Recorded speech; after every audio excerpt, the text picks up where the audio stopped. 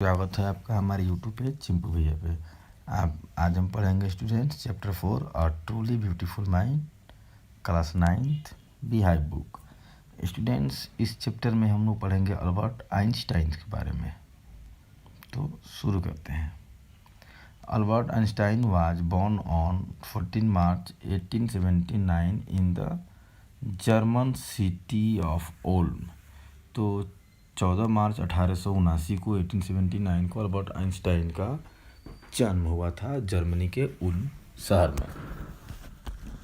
Without any indication that he was a destined for greatness. जब जन्म हुआ था तब तक उस समय किसी को ये आइडिया अंदाज़ा नहीं था कि वो आगे चल के इतने महान बनेंगे। ऑन द कॉन्ट्रेरी का मतलब होता है इसके विपरीत। हिज मदर थॉट, उनकी माता सोचती थी अल्बर्ट आइंस्टाइन वाज फ्रीक का मतलब बेकार। तो उनकी माँ सोचती थी कि अल्बर्ट आइंस्टाइन जो है पूरी तरह से बेकार हैं। To her his head seemed much too large. तो अल्बर्ट आइंस्टाइन का हेड जो था ना काफ़ी ज़्यादा बड़ा था, देखने में बड़ा, वो एलियन टाइप्स का। एट द एज ऑफ 2.5 मतलब 2 और ढाई साल की उम्र में Einstein still was not talking. Einstein जो है अभी भी किसी से बात नहीं करते थे। When he finally did learn to speak, जब वो फाइनली बोलना शुरू किए, ही अटर्ड एवरीथिंग ट्वाइस। तो वो हर चीज़ को जो है 2 बार बोलते थे। जैसे खाना खाना हो तो खाना खाना, पानी पानी, ऐसे करके।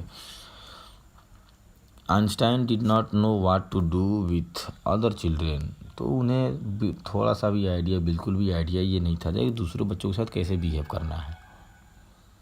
And his playmates called him brother boring.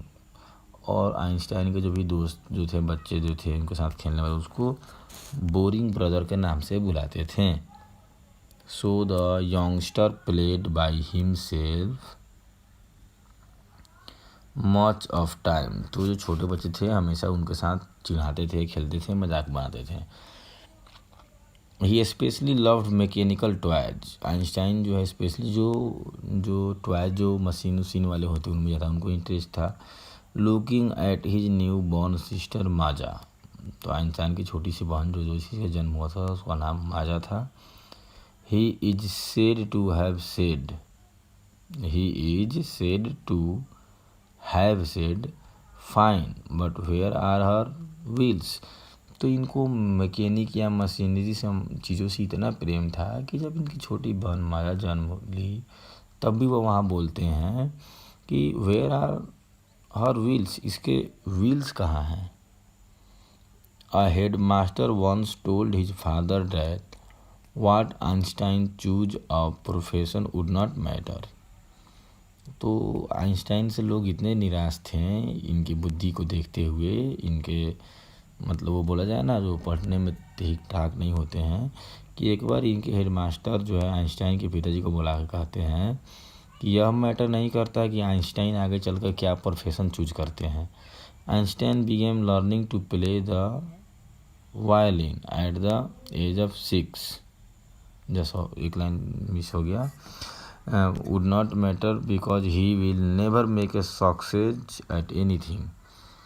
तो वो हेडमास्टर बोलते हैं कि ये लाइफ में क्या प्रोफेशन चूज करते हैं ये मैटर नहीं करता है, क्योंकि अपने लाइफ में कभी भी सक्सेस नहीं हो सकते हैं। Einstein began learning to play violin at the, जब वो 6 साल के थे तब उन्होंने वायलिन बजाना सिखाया, क्योंकि हिज मदर वांटेड हिम, क्योंकि उनकी माताजी चाहती थी। He later became a gifted mature violinist maintaining this skill throughout his life. वो उनकी माता चाहती थी कम से कम एक अच्छा खासा वायलिन बजाने वाला बन जाए ताकि आगे चल कर अपना जीवन इसी से काट सके। But Albert Einstein was not a bad pupil का मतलब सीखने वाले होते हैं। तो अल्बर्ट आइंस्टाइन जो थे उतने बुरे भी नहीं थे किसी चीज़ को सीखने में। He went to high school in Munich high school में उनका एडमिशन होता है।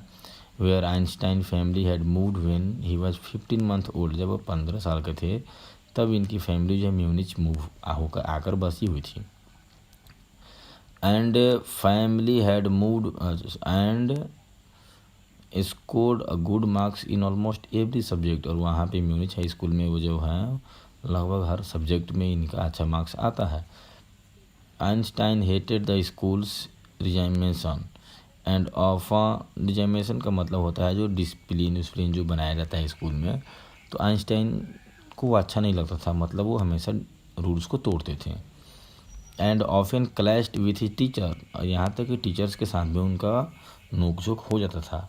एट द एज ऑफ 15, जब वो 15 साल के थे, Einstein felt so stifled there that he left the school for good.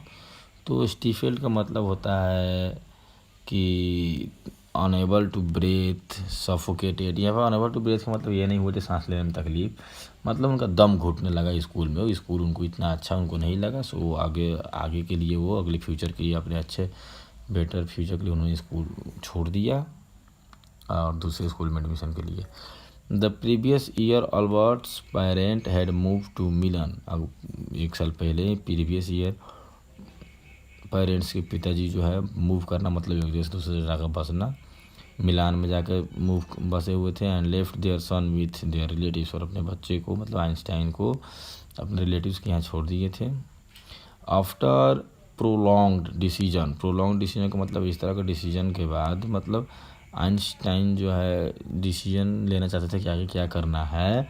Got his wish to continue his education German speaking Switzerland in a city which was more liberal than Munich.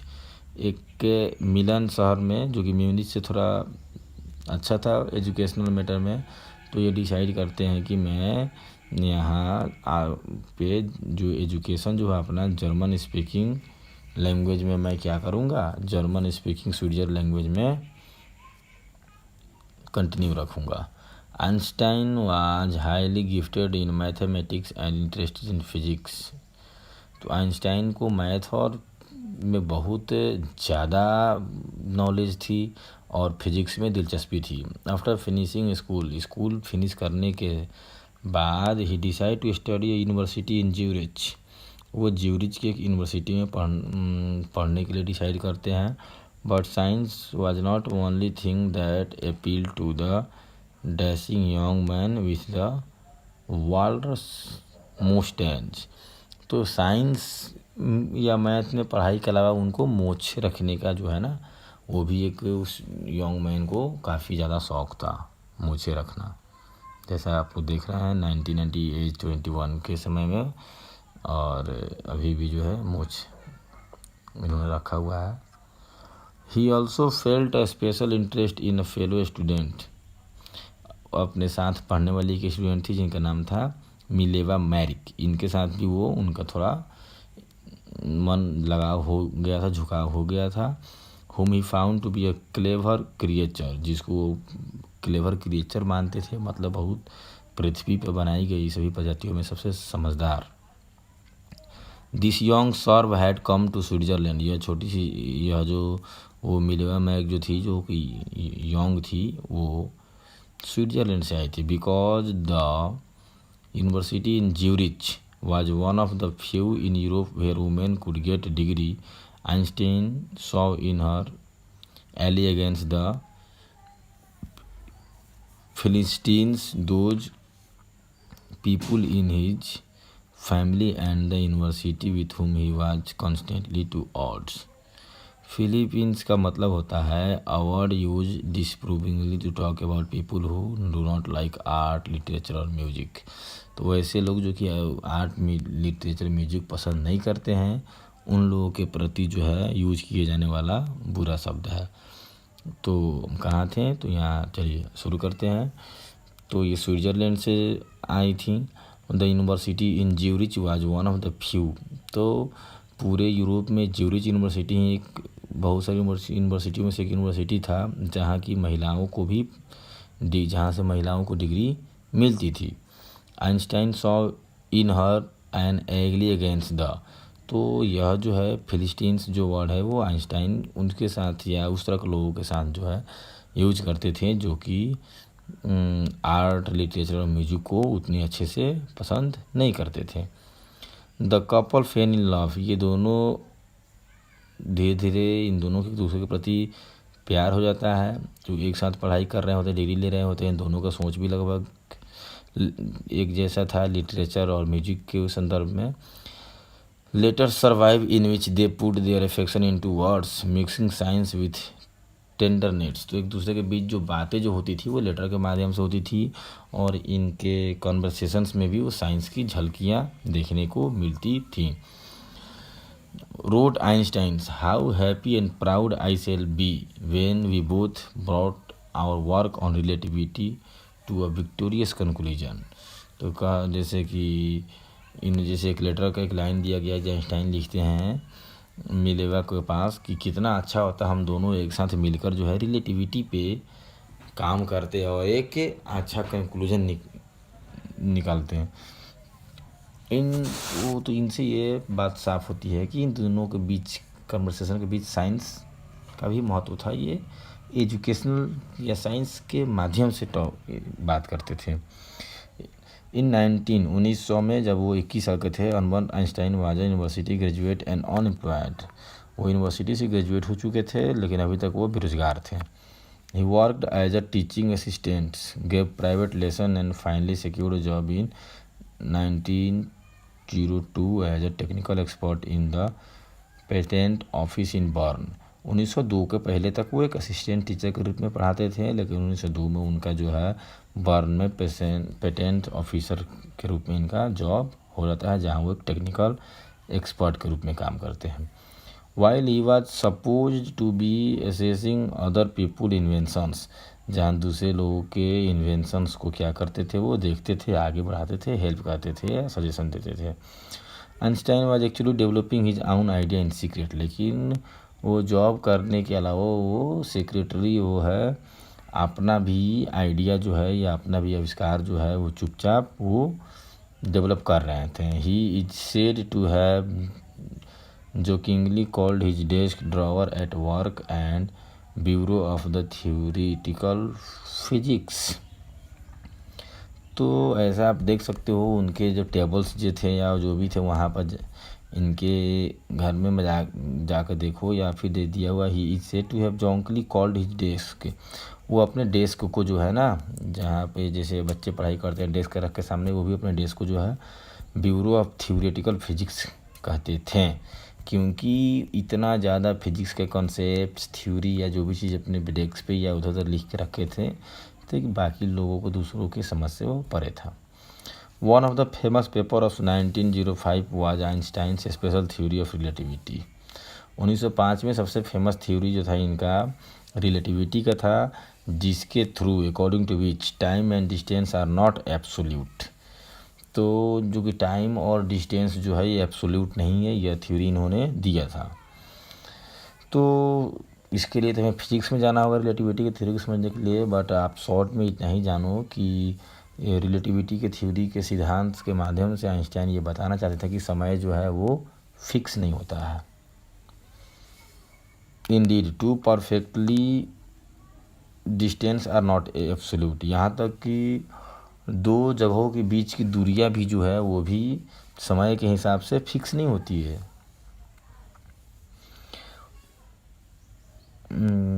Indeed, two perfectly accurate clocks will not continue to show the same time if they come together again after a journey।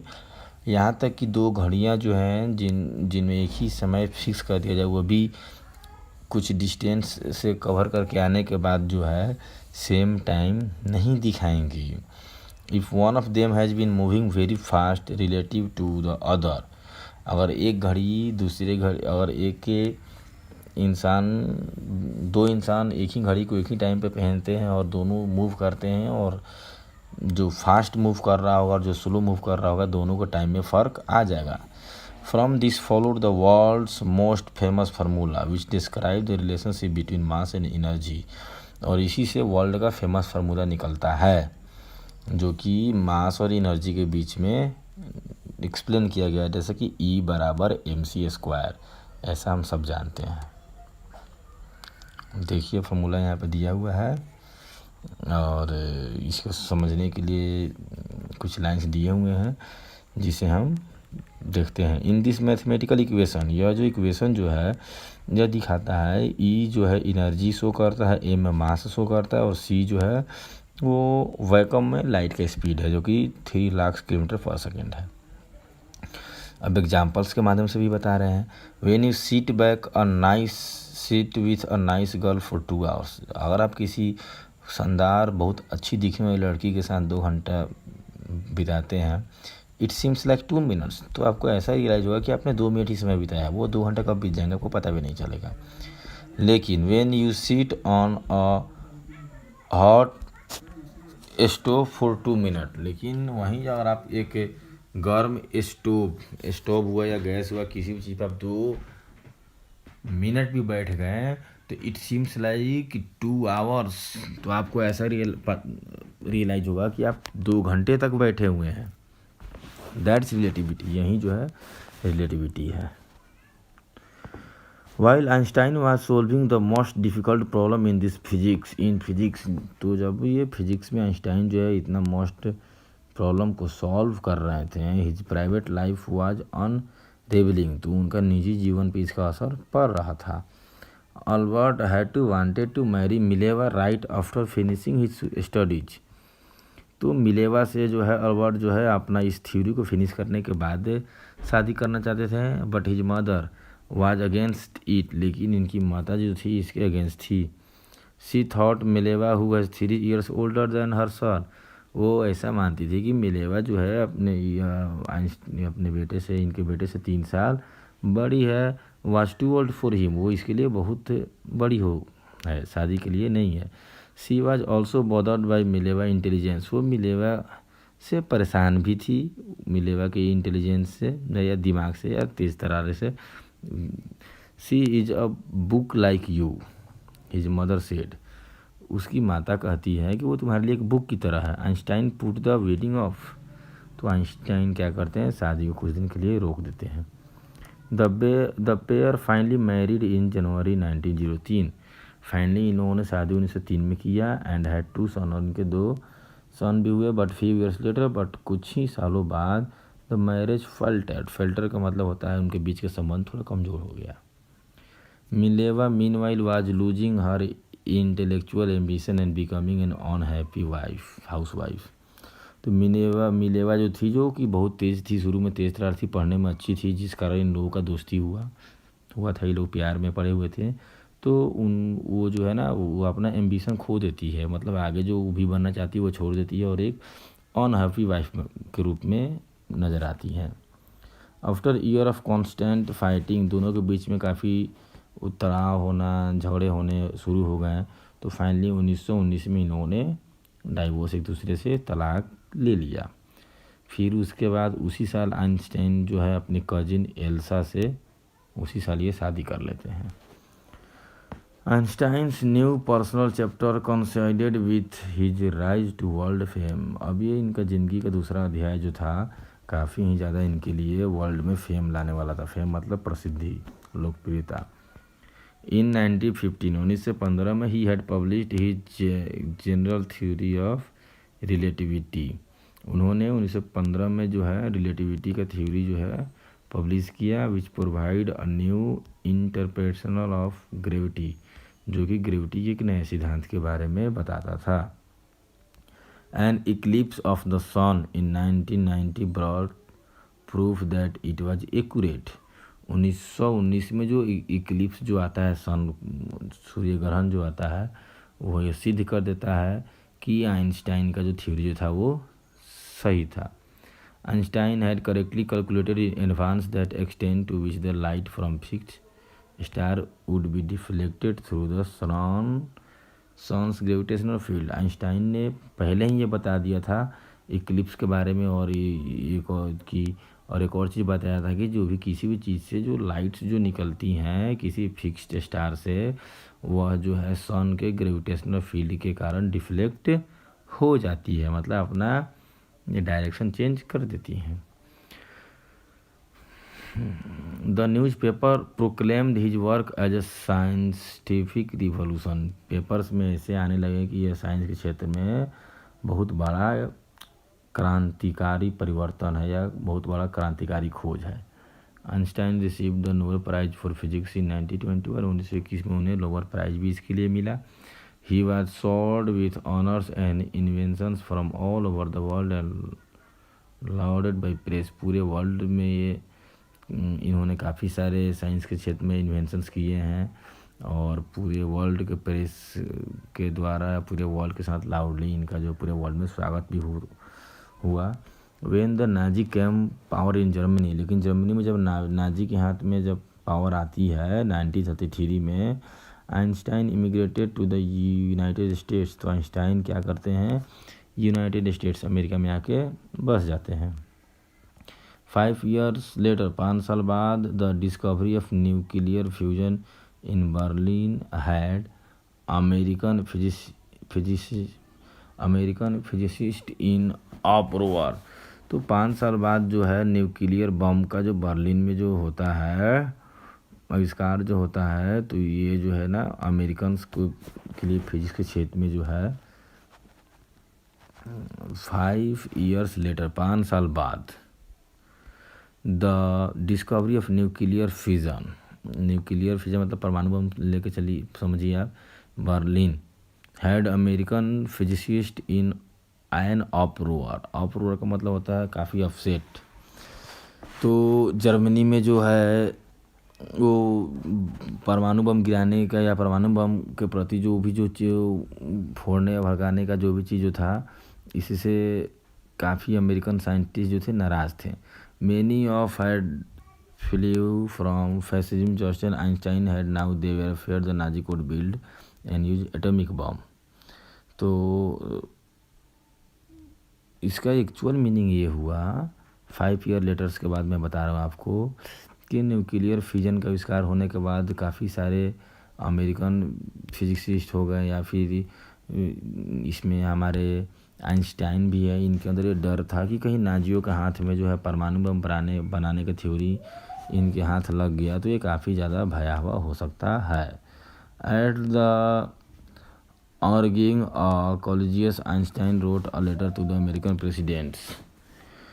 तो जो लोग जो कि इस डर के कारण America में आए थे, तो अमेरिका में भी सेम यही कंडीशन थी, नाजी के खिलाफ विद्रोह चल रहे थे, तो बम अमेरिका भी कहीं यूज ना कर ले। तो इस डर से जो है आइंस्टाइन ने अमेरिकन प्रेसिडेंट उसमें फ्रैंकलिन जो थे उनके पास ये फ्रैंकलिन रूजवेल्ट को लेटर लिखते हैं 2 अगस्त 1939 को, जिसमें वो वार्न करते हैं कि एक सिंगल बम न्यूक्लियर टाइप के एक सिंगल बम जो है exploded in the port might very well destroy the whole port together with some of the surrounding territory. इस तरह के नॉर्मल बम को आप किसी क्षेत्र में या मान लो पोर्ट पे भी आप ब्लास्ट करते हो तो पोर्ट के साथ साथ अगल बगल के जितने भी क्षेत्र हैं सबको तबाह कर सकता है। His words did not fail to have an effect. लेकिन आइंस्टाइन का यह बात जो है इतने असरदार नहीं साबित होता है, मतलब इसे सीरियस नहीं लिया जाता है। The American developed the atomic bomb in secret project of their आउन। अमेरिका ने जो है अपने सीक्रेट प्रोजेक्ट के तहत एटॉमिक बम बना लेता है, क्योंकि आइंस्टाइन नहीं चाहते थे कि ऐसा हो, इसीलिए इन्होंने वो जर्मनी से अमेरिका में पलायन किए हुए थे इसी डर के कारण। And dropped it on the Japanese city. इसके बाद जापानीज सिटी हिरोशिमा और नागासाकी पर 1945 में ये उस बम का यूज भी करते हैं। Einstein was deeply second by the extent of the destruction. उस तबाही से आइंस्टाइन को काफ़ी तकलीफ हुआ, दुख हुआ। This time he wrote to a public missive to the United Nations. इस बार उन्होंने जो है एक ऑफिशियल और बड़ा सा लेटर यूनाइटेड नेशंस को लिख के भेजते हैं। In it he propose to formation of world government unlike letter to Roosevelt. इस बार उन्होंने पूरे वर्ल्ड में जितने भी गवर्नमेंट हैं उन सबको संबोधन करके लिखा, ना कि पिछली बार जो कि रूजवेल्ट को लिखा हुआ गया था। This one made no impact. इस तो जो कि पूरे वर्ल्ड को उन्होंने लेटर इसलिए लिखा क्योंकि रूजवेल्ट को लिखने के बाद कोई असर नहीं हुआ था। But over the next decade Einstein got ever more involve in politics. लेकिन आगे चले कुछ सालों में जो है आइंस्टाइन पॉलिटिक्स में इन्वॉल्व हो जाते हैं। agitating for an end to the arms build-up and using his popularity to campaigning for peace and democracy। तो पॉलिटिक्स में आने के बाद वो शांति के लिए या डेमोक्रेसी के लिए इस तरह की चीज़ों को बढ़ावा वो देते थे, और उन्होंने पूरे वर्ल्ड को लेटर इसलिए लिखा हुआ था कि पूरे वर्ल्ड में पीस होना चाहिए। When Einstein died in 1955, जब आइंस्टीन 1955 में मरते हैं, जब 76 ईयर ओल्ड में, he was celebrated as visionary and world citizen as much as scientific genius। तो उस दिन को जो है ना पूरे वर्ल्ड के लिए जो है साइंटिफिक जीनियस और विजनरी के रूप में माना गया, क्योंकि यह जो है विजनरी का मीनिंग देखिए, a person who can think about the future in an organised and intelligent way. एक ऐसे इंसान का आज अंत हो गया जो कि काफ़ी आसानी से, काफ़ी आराम से हम आने वाले फ्यूचर को वो देख सकता था, आने वाले फ्यूचर के बारे में वो गेस और अच्छे से एक्सप्लेन कर सकता था। तो स्टूडेंट्स, इस स्टोरी में बेसिकली जो है हम आइंस्टाइन के बारे में पढ़े हैं। तो आप इनसाइड क्वेश्चन के लिए इन्होंने कब कब किस यूनिवर्सिटी में पढ़ाई की, कब इनकी शादी हुई, 2 शादियाँ हुई थी, और इनकी माताजी क्या चाहती थी, ये सब चीज़ जो है ये इनसाइड क्वेश्चन है। और थ्योरी इन्होंने कब पब्लिश किया, ये सब चीज़ दिमाग में अगर आप रख लेते हो तो इस चैप्टर के सारे क्वेश्चन आप सॉल्व कर लोगे। तब तक के लिए थैंक्स, और वीडियो अच्छी लगी तो प्लीज़ लाइक शेयर सब्सक्राइब जरूर कर दीजिएगा।